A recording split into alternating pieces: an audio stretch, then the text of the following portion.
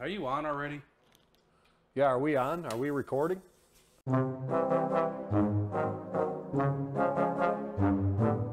So right now, this is the closest we can get. A noodle, I think it's 32 cents a piece. Used to be about 13 cents a piece for me. Okay. Bag of refried beans, and correct me if I'm wrong. Anybody, if this goes on YouTube, comment in the comments. Bag of refried beans, $1.67. The cup of cheese is $1.57. Thing of honey, I didn't really ever order this, so I can't remember. Jalapenos are just a little packet of jalapenos for 67 cents. $2.12. We never had barbecue stuff. Or those. The tortilla shells were 97 cents, I think. The pickle was, I don't know. Those like $1. I think they were like $1 or something. I think they're more like 60 something cents. But yeah, that's about as close as we can get right there. We're gonna layer. Oh yeah, layer the wraps. Okay. We don't have chili though. I'm following you. You just cheated. You're supposed to pull that out. You're like, hold on. Overlooking. You should have brought a razor. Broke a razor down. Right. You know, single blade razor. Probably only need half of this thing. Bringing back memory. You trying to say that stuff, take it back to the rock, ain't you? Look at you. I mean, how much meat do we need, bro? That's a lot of meat. You're gonna rock that up and put it in the toilet for the night, aren't you? Yep. All right, we're putting the meat in that. Yeah, whatever. I never know whether I should cut with my left hand or my right. Whichever one gets the job done. Yep. So, in prison, we had the, what was the word I should say? The convenience of having, no, not the convenience. finest utensils and eatery possible. You got the better vocabulary than I got. Do I? Yeah. I was in Max longer than you. I had to read a lot. Right. Well, I was in level 4 for 6 years at least. So yeah, we didn't have the luxury of having actual utensils and knives, so we had to resort. The longer the went, the worse it got. Yeah. I was lucky to be grandfathered in with them hard plastic sporks. Yeah, we didn't have nothing. We didn't even have this. This was contraband by the time I came in. You had to have the spork on the tip of it. You know the deal with these for profit? Bro, you can help cut some of this, bro. I'm Do the pickle or something, man. You're over there just watching. Taking care of business. Come on, man. Let's get this stuff done. You don't want me to use my ID. That one's got a little too many miles on it. I'm gonna cheat and use my smuggled in spoon. No, you could use the knife. Okay, I'll use the knife. Might want to wash it. Yeah. Never know how it got in here. I don't even want to think about that. Even just same old sayings, you know. Oh, they know what they're doing. See the truck yet? All that stuff's just burnt into my brain, man. I try as hard as I can not to think about it. It's too much a part of life for too long. It is what it is. You want them smaller than that, or are you happy with that? No, that's good. How's that knife going? Good. Actually, it's cutting like it's real. Think I should use the knife. Yeah.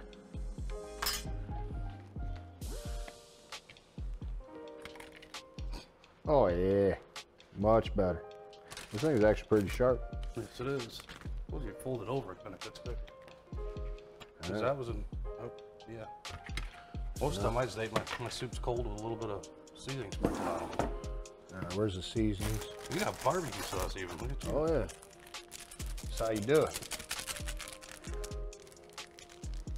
I was broke in prison, so I was always the guy be volunteering to cook to get a bowl. I was like, I'll cook, I'll cook. I'll take care of it. You had to be a good cook to be able to do it. Honestly, there is a lot of positive lessons from prison. It's not like you just sit in there and just I mean, you're in a crappy situation, but that's your situation, so you find the best in it. I mean, you need to learn stuff. Almost, have to. I mean, it's a whole new lifestyle.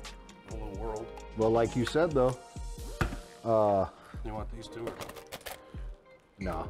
Well, yeah, we gotta blow them up. Yeah, I mean, Maybe throw some jalapenos in there. The knife wasn't working. no, I used to cut it the side of my spoon anyway, you know? You didn't brown these noodles? He said blow them out. Oh well. Browning was something I did or seen rarely. And it's not even hot. I walked it all the way down. Like I came from all the way to the bottom, had nothing, worked, started at Brooklyn Bagel, got a job at Aerofoil. Now I'm making decent wages, got a house, and just got weekends with my kids. I think my biggest, honestly though, I tell everybody this too, my biggest accomplishment is my sobriety. Because without my sobriety, I couldn't have done none of this. My wife, my kids, now my extended family. You know, that's only been made possible because faith. So I guess that's probably the biggest accomplishment, but I did that before coming home. Does my breast thing? I don't know. Mine? No. You just went like this, like. No, I was looking at the spoon. I was going to grab that spoon to mix. I have a mental condition. Yeah, I know. It is. I know. That's what I love about you. Keeps me on their toes.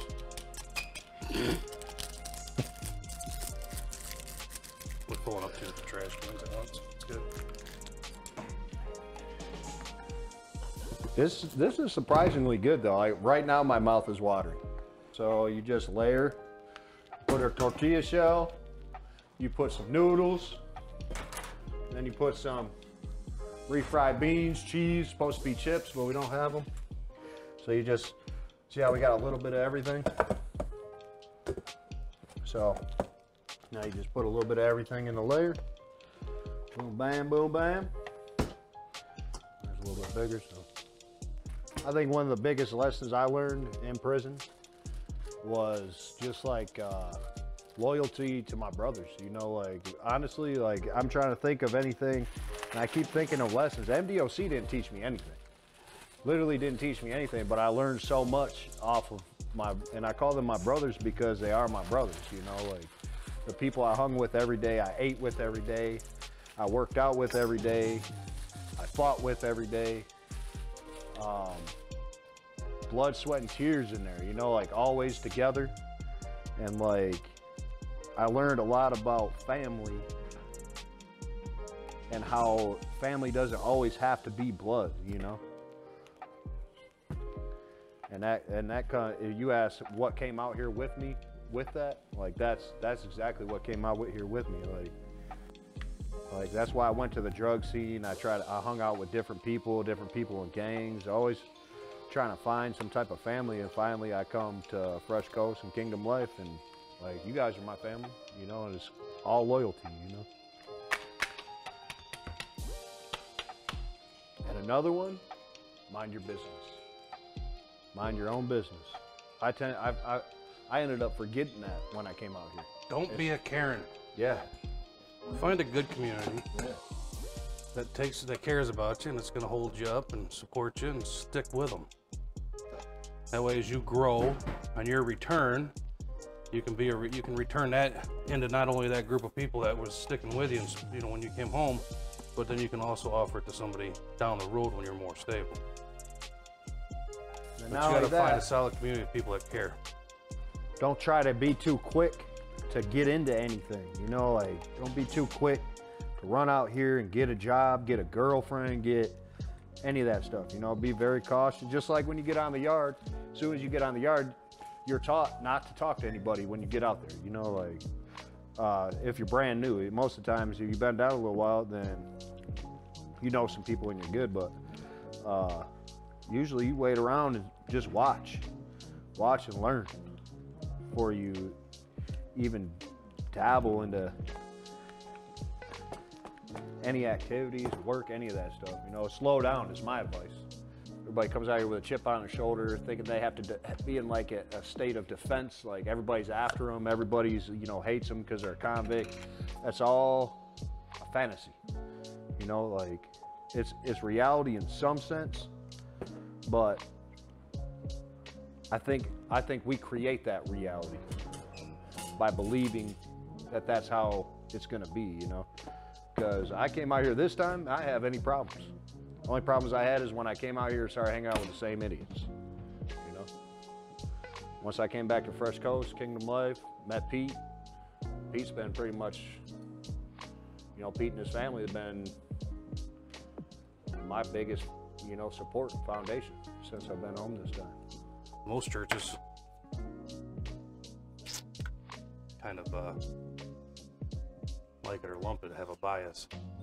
So that's why I like the if they're actively like receiving guys and going out and getting them and bringing them in their doors when they come home, they've already kind of got that figured out. I think the average American church, you know, stop being a hypocrite. Just because we came home from prison doesn't mean we're any more guilty than you of sin. And be willing to listen to the people coming out, you know. It's like, just because you have like this degree or some paperwork, or you know, you think one way or another, like a lot of people don't take time to actually listen to somebody's story, some of the things they've been through, some of the trauma, and they don't take time to understand how their mind works. You know, like a lot of us are messed up and come out of prison with a long period of time. We're institutionalized, like we're constantly, you know, looking behind our back, always thinking the worst of people. That's how it is in prison, you know. That's how you survive in prison, is just expecting that nobody's good, you know. And I don't know, it's hard for guys to come out here and trust. So like what I would say is just love them where they're at, you know, right where they're at. Love them as much as you possibly can, support them, and have them over for dinner. Yeah, show them you love them. Yep, show them you love them. Invite them into your home. That's the ultimate source of trust and showing trust. So even though, you know, we have we find the good and the bad that we have to while we're in penitentiary, ain't nothing better still than being out here. No, there's not at all. That's all we got. Layer bowls. I will hold on to